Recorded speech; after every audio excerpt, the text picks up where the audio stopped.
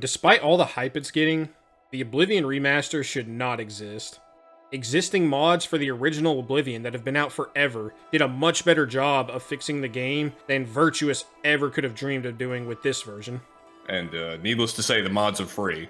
Well, the unofficial patch on Nexus Mods right now, which is the #1 mod for the original game, has been out since 2006 and has been updated as recently as January last year. And that fixed over 2,500 bugs from the original game. And yet, in this remaster, some of those bugs still exist. Yeah, that's what's crazy. That's why, like you say, there's no reason to buy this game. And also keep in mind, Sky Oblivion's coming free of charge real soon. And I can't imagine a world in which Sky Oblivion is worse than this remaster. Because it is concerning to see how much praise this remaster is getting, considering just how many downgrades there are rather than improvements. Well, and with Sky Oblivion, at least we know it's a passion project. So even if it's bad, it'll be bad in earnest versus this just being a lazy cash grab. It's also quite concerning to see how much unanimous praise this game's been getting, despite there being far more downgrades than actual improvements. Yeah, and speaking of improvements, let's get into those. Because although there are some genuinely good improvements that have been made in this remaster, there's a lot of improvements that come with massive caveats. Let me give you a couple examples. Leveling has been greatly improved, but one of the problems you have is that you're weaker for it. In the old Oblivion, leveling was kind of laborious. You had to very carefully manage your skills to maximize the most out of your level, but if you did, you got 15 attribute points for your troubles. Now, you can level pretty much any way you want to. Minor skills can level you up, major skills level you up a little faster. But now, instead of getting 15 points, you get 12. So a level 15 character in the OG game is stronger than a level 15 character in the remaster. If you min-max the level system, that is. If you min-max the level system, correct. But one of the issues that some people have been saying they've been having, and of course the experience is going to vary, is that some people are just blowing up their level and speed leveling because of how quickly you can level up due to this improved system. Like, Destruction, which was notoriously difficult to get up in the OG game. I blazed through it to the point where I reached level 99 Destruction from 98 in a few casts. It is insane the speed at which they have increased leveling. So it sounds like they needed a bit more balance. It certainly needed to level up a little faster on certain skills that are notorious for being slow, like Destruction, but probably overcorrected a little hard. There needs to be a middle ground between 17,000 cast and 15 cast. But speaking of improvements, you also have graphical improvements, but those are a mixed bag, man. Whenever you sit down and look at screen caps side by side from the 2006 version of Oblivion to the remaster, like, yeah, there are some times where the remaster can be pretty, but there's other times where it's just downright hideous because of the piss filter, and it doesn't have nearly the same color palette that the OG has, and it just looks washed out in UE5. Well, one of the strengths that the original had was the vibrance of the vegetation and the high contrast of, this bright green field, but also bright red flowers to kind of show the contrast in colors. And that's really missing from the new one. The colors pop in the original, and the way that they just don't in this remaster because of the piss filter and all the brown everywhere. And you went to a little spot just north of Skingrad in both the original and the remaster, and got a couple screen caps of the same exact location in both games, and you cannot tell me this is not a downgrade when you see all the missing vegetation in the remaster and the just washed out, ugly yellow-brown filter that's over the game. Yes, we have lost a lot. We have lost more than we've gained in this remaster. Mind you, those pictures were taken in the exact same location at the same time of day. Right. Now keep in mind, there are some other additions that are pretty good. Like, you have the addition of a tutorial under the help section, which can be pretty useful. Unfortunately, it seems to have quite a few typos in it. So it seems like for every good improvement we have, there are caveats that you have to include to say, well, yeah, it's good, but this is better, but. Now, to be fair, there are also some ways in which this game is a strict improvement. Like, for example, the staggers are not nearly as bad as they used to be. You can now see if a container is empty or not just by looking at it without opening it. You have some really good tweaks to certain skills. The sneak has been improved a lot, so there's actually layers to being noticed instead of just the binary of noticed or unnoticed like there was in the original. And now, you can spot alerted enemies on the HUD. So again, you have some good changes, but a lot of the changes that are present, as we said before, come with some caveats. And while the improvements you mentioned are nice, The problem is there are far more downgrades in this remaster than actual improvements. And I think the magnitude of a lot of the downgrades blow away the improvements in comparison. Oh, easy, easy. The main thing that gets me is the sheer number of bugs. Like, even above the 2006 version, it is actually insane how many bugs we have. So let me list off some bugged quests. So Sanguine's quest. Sanguine, of course, being the Daedric Prince. He gives you a quest where you have to go to a party in Leyawiin and cast Stark Reality on the guest. It removes all their clothes, which it's just essentially a prank. Every time I would cast Stark Reality on the guest, one of the guests would not lose their clothes and the game would crash immediately afterwards. The only way to fix this is to leave the area immediately. If I dawdled at all, if I wasted any time, that's a crash guaranteed. Sounds like a skill issue. Just leave the area, bro. Yeah. Or Vermina's quest. Vermina's quest can be skipped in its entirety, and the problem is the map marker even suggests that you do it. So in the original, what would happen is when you accepted Vermina's quest, you had to get her orb back from a certain dungeon. And whenever you would go there in the original, you couldn't find the secret hatch. So you had to actually go through the dungeon and engage with the content. In the remaster, the map marker leads you to the hatch that lets you bypass all of the dungeon, completely skipping Vermina's quest. And this is the default place the map marker goes to. The map marker tells you to bypass it. So you can just outright skip content. Especially if you're a player who doesn't know what this quest is supposed to look like, you can absolutely get screwed out of this content. Kind of follows modern day game design, where you go out of your way to have the player not actually play the game. Yeah, well. And this is just it being incompetently made. That's all there is to it in this one. Or you have certain soft locks that will take place in various quests. Like there was a time I got soft locked out of a Thieves Guild quest because I aggroed enemies, killed them all, but then I wouldn't lose aggro. The game thought I was still in combat. So in the Thieves Guild quest, for the final quest, I had to sit down in a chair and let a moth priest bring the Elder Scroll to me. I could not sit down. It wouldn't let me sit down. I don't know why. I don't know what caused this. So I reloaded a previous save, got unnoticed and out of combat, and then it worked. Or you have the quest The Unexpected Voyage, where for whatever reason, I don't know how this happened, I don't know what caused this, I went into the chamber where the last pirate was, and then when I turned around, instead of a door being there, it's an endless abyss. And I could jump out of it, and then like it'll place me back into the area. It was weird. And it's in our bug compilation as well. It's Yes. pretty insane. There's also another bug at the end of the Knights of the Nine DLC. The main boss of the Knights of the Nine DLC is Umaril. And what happens in the Umaril quest is you go to fight him, and once you reach the area that he's in, you fight him, and when you kill him, his spirit escapes into the sky. So you use a spell to go and chase him, and then whenever you get up there, instead of there being one Umaril, there were two.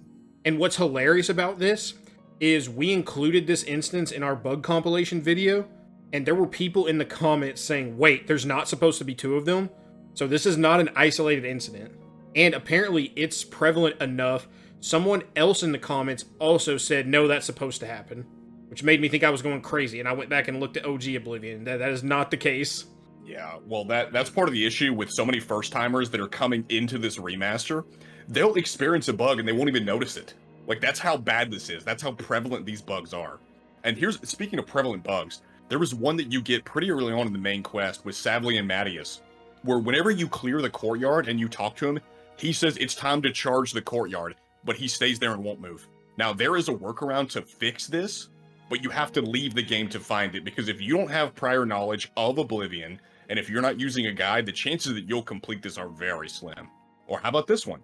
Jared Iceveins, in the Shivering Isles DLC, can get stuck and softlock the quest for the Shivering Isles to help you defeat the Gatekeeper. It did that for me. The only workaround was randomly waiting, and that somehow fixed him. I tried attacking him, I tried pushing him, I tried clearing out the shambles, I tried doing all sorts of things. The only fix I could find was just waiting. Or how about this one? In the Fighters Guild quest, when you manage to go to Arpenia, the dungeon in there has a various room where gas will shoot up out of the floor, and what's supposed to happen is that whenever you're in that room, you take constant damage due to the gas. That makes sense. The problem is, there is now a bug which is exclusive to the remaster, where instead of filling that one room, gas can fill the entire dungeon. I don't think I need to explain how that could get you screwed over. Or how about the Chadenall Mages Guild recommendation for the Arcane University? That can't be completed with some races because some of them are too tall to fit through the well. Constantly and in new ways, this game introduces bugs into quests that can downright softlock you and ruin entire quest lines. This is clownishly made. I don't know why we're praising this. I don't know why we tolerate or accept this. I have to believe it's plenty of new Oblivion fans that just don't know how bad it is. Well, it's that and the combination of people who played it back then like us, but they've got nostalgia goggles on and they can't accept that this could be a lazy cash grab. They have to like it because they remember how much they liked the original. And this goes far beyond the quest too. Just walking around, just experiencing the world and exploring. You get bugs literally all the time. This game is bugception. You get bugs within bugs within bugs. You know how in the old game, the paintbrushes were weightless so they would like float whenever you drop them? Yep, I remember that, because they had no actual in-game weight. Yeah, right. Well, they fixed that, but now Cyrodiilic Brandy is the new paintbrush, so whenever you drop that, it sits there floating in the air. Well, the whole "this is charming because it's broken" argument goes out the window there, because you went out of your way to fix it for the paintbrushes. Oh, but right. You're so incompetent, you broke it for another item. You can't make it up. Oh, by the way, we need to show them the massive list that's on UESP for all the bugs that have been introduced in this. And some of Bethesda's solution to these bugs is hilarious. Now get this. There's a certain glitch on PC where bows, once you reach level 75, have a chance to paralyze an enemy with each shot. Now the problem is that whenever you shoot an enemy and he becomes paralyzed with the bow, if you shoot him again and that second shot paralyzes him, that can crash the game. Would you like to know Bethesda's response to this bug? Hey bucko, use a different weapon. That is a quote. Use a different weapon. Yeah. Not, we'll fix this in a future patch. Use a different weapon. Screw your build. Forget whatever weapon you went out of your way to get and maybe spent resources enchanting. Nah. Use a different weapon if you don't want your game to crash. Oh, they also had something rich whenever they were addressing a certain bug where the game would crash if you made potions using stolen ingredients or made potions too quickly. Bethesda says, well, could you just try crafting a little bit slower? Not let us fix the game, it's just craft it a little bit slower. Seems reasonable. Or how about, there's a certain bug where, for whatever reason, vampire characters, like almost all of them are bald. That's not supposed to be the case. Bethesda's response to this bug is, again, not that we'll patch it. Bethesda's response is, well, try drinking someone's blood. This is such a sham, man. The only reasonable response to any of this is, we'll fix this in a future patch, thank you for letting us know. Yeah, right. Not, enjoy what we gave you, scrub. Just be happy with what you get. Well, Bethesda's notorious for being slow with the bug fixes and with the patches. And there's some things they don't even bother to patch. By the way, let this sink in. Since I've been playing this game, I've been counting crashes, just, for the sake of it. I've gotten at least 23. 23 crashes. And before all you bad PC kids pipe up, you played this on PS5, correct? Yeah, played it on PS5 because I was expecting a terrible PC port, and lo and behold, what do we get? A terrible PC port. Even on 4090s, there's still dips in frames. And all those bugs that we touched on just now, some are new, some are old, but to really hammer it home again, old, known bugs from the original still exist.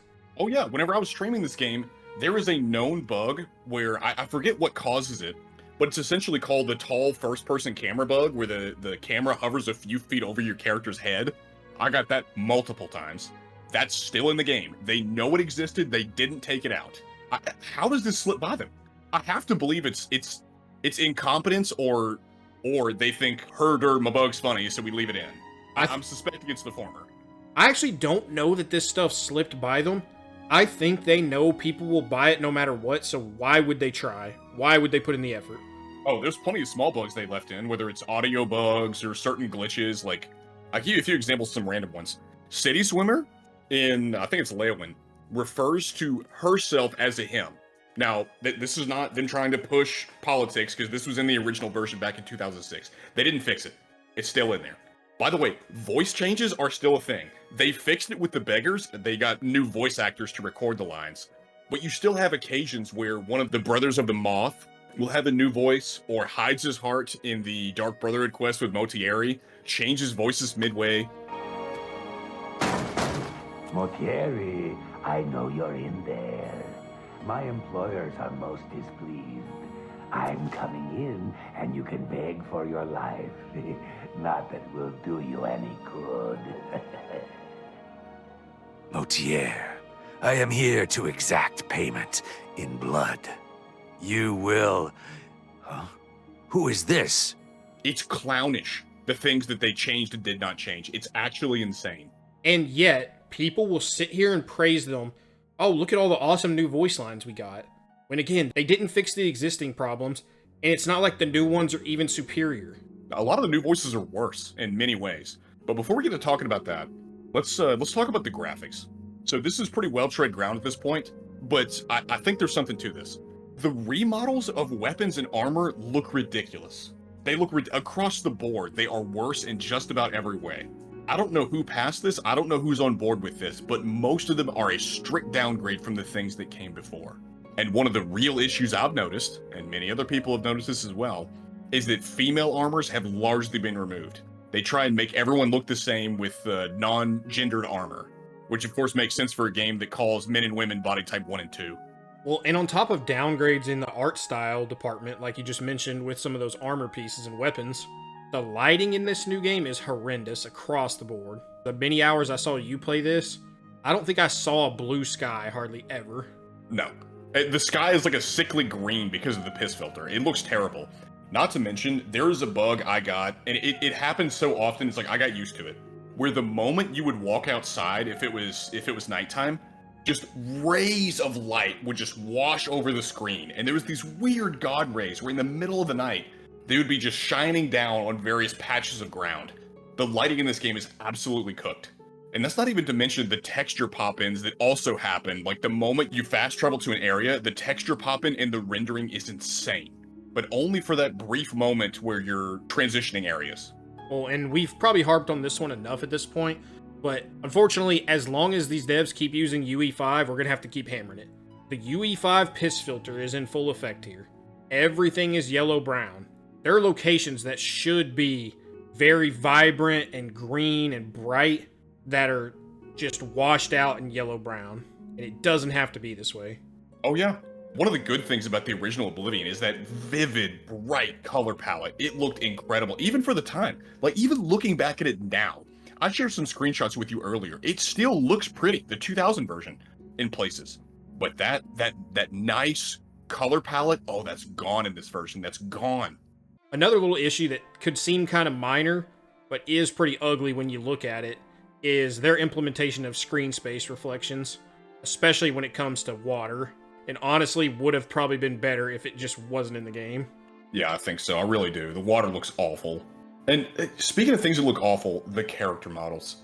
I don't know how they pulled it off. I don't know what they were thinking. I don't know who approved of this. The character models in this game are somehow uglier than they were in 2006. They were goofy looking in 2006. Now they are downright uncanny. Everything in this game, every character in this game looks like they were ripped straight from a creepypasta. Something is really wrong with these character faces. This stuff is nightmare fuel. I mean, almost every single character in the game is like this. One of the worst part is, they did add a few things to try and make the characters look a bit more normal. Like, some of them have facial hair, but even still, they look so weird. They look so strange. They're uglier than they were before. And a lot of the faces somehow have even become more samey and homogenous. Like, look at the Nords. The Nords used to look relatively diverse and different from one another. You can still tell they were Nords. Now, they all look pretty much exactly the same. The facial structure of a lot of them is just the same. I mean, look at these characters on screen. That's a stark downgrade 19 years later. Yes, it's crazy how they screwed this up. Also, the animations are horrid. Whether it's running, whether it's combat animations, whether it's facial animations, it is straight downgrades across the board, again, from 2006. And what's worse is some of the animations somehow were left untouched. When NPCs eat, when they drink, when they interact with objects, these animations are the exact same. They haven't been touched and they look ridiculous. And again, I've seen people praising the fact that they put new animations in, like the goofy hit reactions that enemies will now have as you swing your sword at them, but they look awful. So what is the point of adding new if you're not going to do a good job with it? Right. Well, and that's what gets me. This is a remaster. People weren't even expecting new animations, and you put them in anyways, and they still look bad. And they're arguably worse than what came before. That's what gets me about this whole thing, is people treat this as it's a remaster, so them doing anything above just a fresh coat of paint It's basically them giving us a gift, but problem is, it's just poop wrapped up in a nice box. The problem is I also paid $50 for that poop, so... Yeah, well, That makes it even valid. more of a ripoff. But actually, that's a bargain because other pieces of crap cost $80, so actually, it's a good deal. Thank you, Bethesda. You've given us the best gift of all. Christmas came early this year. And then finally, to wrap this section up about graphics, there's a new visual effect that they've added to power attacks. Now, whenever you perform a power attack, there's a weakness effect that it'll place on the enemy. And this covers them in this weird, white, wispy particle effect that just looks nauseating. It looks strange. It kind of crowds the screen. And that's true for a lot of the particle effects that are used in this game, where they are just way too much and over the top. Where whenever enemies are weakened, whenever they're bleeding, whenever they're inflamed or taking flame damage, whatever the case may be, the particle effects are just downright over the top. And part of the issue is these particle effects can also get on you, and there are glitches in the game that will make them stay until you reload a new save. This happens all the time. On top of the graphics, also, there's issues in this game with sound. None of the actual dialogue has been changed, but they added many new voices, and most of them are awful. The Dark Elf male is the one that isn't awful, but the rest of them, it's Skyrim voices, which I think are a straight downgrade from the original Oblivion voices. Wes Johnson's voice as the main guard was iconic, and these new, like, low T guards that we have in the new game just don't feel right. Stop right there, criminal scum. Stop right there, criminal scum. I don't think it takes a genius to figure out which one of these is superior. You also have some really bad audio mixing. Like, the Obelisk of Order absolutely destroy your eardrums whenever they pop up or disappear. Like, it is so unbearably loud. And on top of that, you will have some weird effects, like whenever boulders fall, they barely make a sound. Or you also have NPCs that whenever you approach them and they're sitting down, if you talk to them, they're super quiet. But the moment they stand up, they're normal volume. By the 9 divines, assault! Assault! The audio mixing is crap. Another glaring downgrade in this game is the UI. When you're roaming the world, the UI in the remaster feels a bit crowded. Not a big deal, but the minimalist approach I definitely preferred. They also managed to make the map, again, in terms of improvements, and we talked about this earlier, there are some places where they improved the map, and there are also some places where they made it worse. So one of the ways in which they made it better is now you can zoom out, which, thank you, we needed that. That was definitely a necessary change. But the way in which you access the local map could have been much better and much more intuitive. For the longest time, I did not know how to access the local map. And it turns out the way that you access the local map is by zooming all the way in so you can actually see, which I would rather just have a tab for, to be honest. And by the way, we mentioned this in a previous video, but we have to mention it here. Somehow, in a game about exploration, you can no longer tell whether you have or haven't visited a location just by looking at the compass. How did we leave this out? How did we forget about this? And it's not that we left it out. It was removed. This was in the original. Yeah, right. I guess they just didn't care about that. Paying a premium for downgrades. You gotta love it.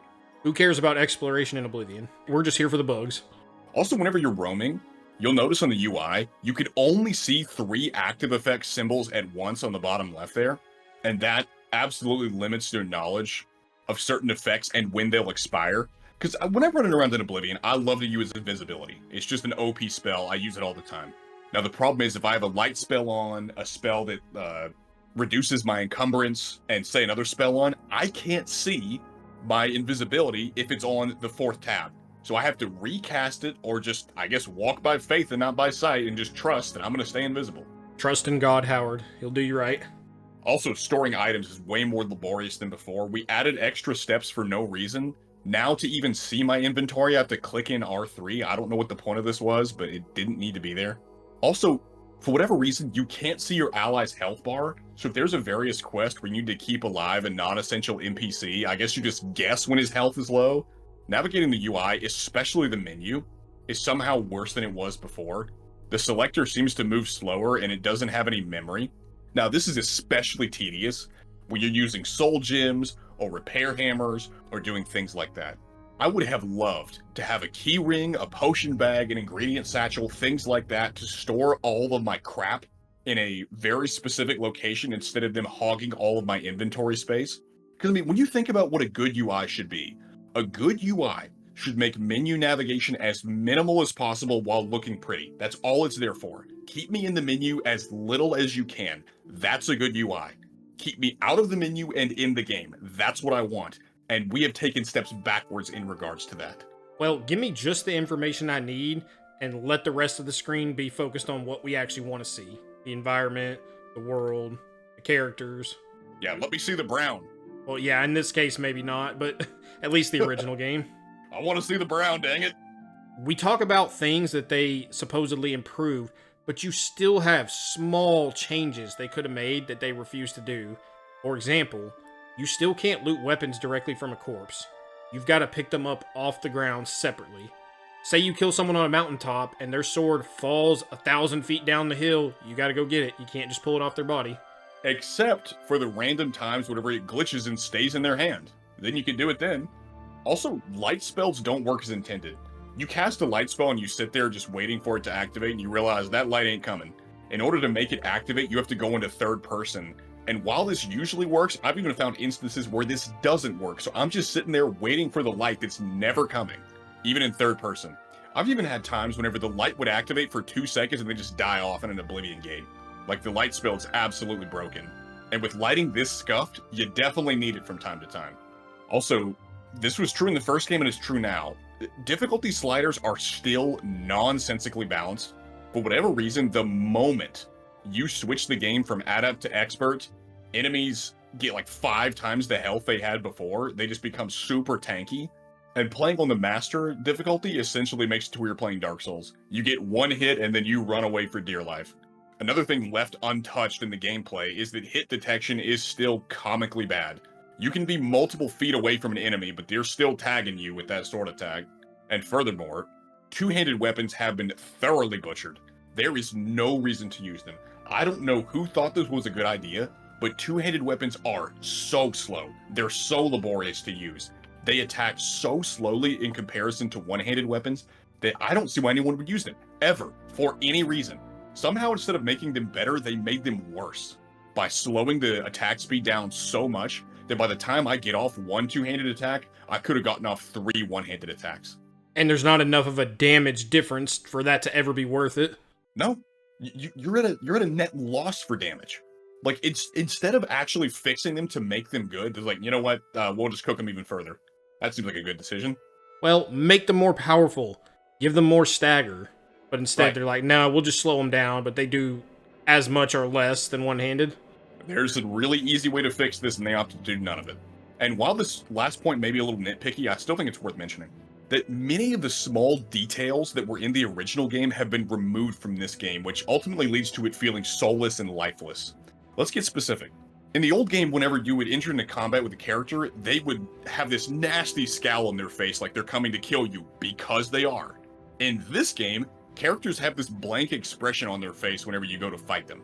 Or how about this? Romanus Polus in the 2006 version, if you showed up to him and talked to him to progress the Mages Guild quest while wearing necromancer robes, he would give a line scolding you for wearing that. That's gone. Or how about Khajiit and wolves? Whenever they're angry at you, whenever they're going to attack you, their ears lower in the original version.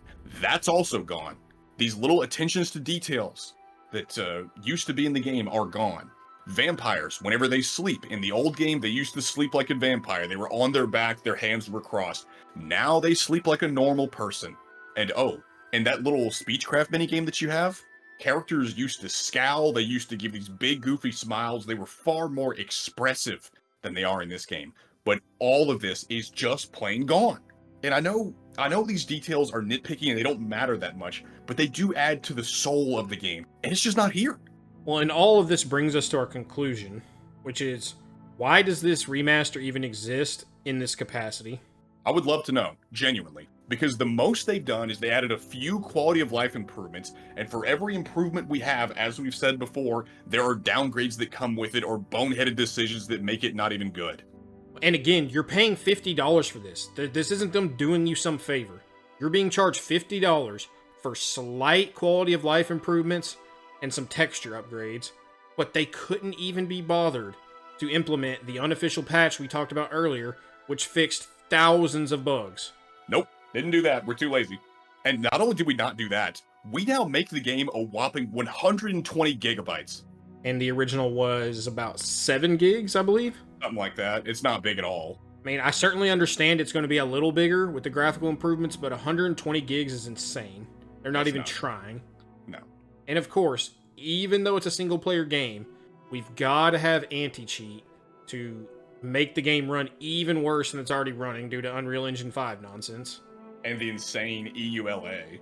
It actually says that you can't use or share mods, which is just insane. Not only do you have to deal with intrusive anti-cheat in a single-player game, you've got to agree, no, I will not use mods to fix your broken product. Only Bethesda, man. You cannot make this up. Only Bethesda. And the thing that makes this all the worse is how people are coping and accepting this. It's like they have Stockholm Syndrome and they're glad Bethesda has screwed them. They're glad Bethesda has given them a worse product. That they took a good game back in 2006. Like, how can we make this worse and sell it to you again? Yep, they're just thankful for the next round of slop. Let's also not forget that because it's 2025, we have to include these subversive woke elements, and instead of calling them man and woman, we have to call them body type 1 and body type 2. And I also noticed a trend where most of the men in this game are less masculine than their counterparts from the original. Yeah, the men in this game are built like vegans, whereas in the original they were built like chads. On the other end of that, the women are less feminine as well. They're trying to make everyone the goobs from South Park. Everyone must be androgynous. Do you see the nonsense they did to the statue in the arena? I did. They took a feminine-looking statue and decided, you know what, we need to make her androgynous and get her a spear. She's a warrior now. And chisel Caesar into the nameplate. They didn't actually do that, but I wouldn't be surprised. What demoralizes me the most about all of this is somehow, we are so broken as gamers that we have gone from tolerating bugs to celebrating them. Don't worry though, everyone keeps telling me the industry's healing. This is a wake-up call to the industry. This remaster was so amazing, it's putting everyone else to shame, and we should be thankful for it. I mean, we've reached the point, we are now arguing about whether bugs are even bad. Gamers are giving Bethesda an opportunity to continue to not care and rewarding them for it. Right? The thing I don't get is we deserve so much better. We are paying $50 for this game. Why do we tolerate this? People, just say no. Those are the magic words. Just say no. Just don't buy it. I mean, Todd himself even came out and said, you want me to stop re-releasing Skyrim? Don't buy it. That's what I hope this video has convinced you to do. I hope this video has convinced you to not buy the Oblivion Remaster because it has no reason to exist. It is a shameless, soulless, lifeless cash grab, and if you're smart, you will stay away from this broken piece of trash. Played these games before! I said I played these games before! I knew about the first game because I'd already done it.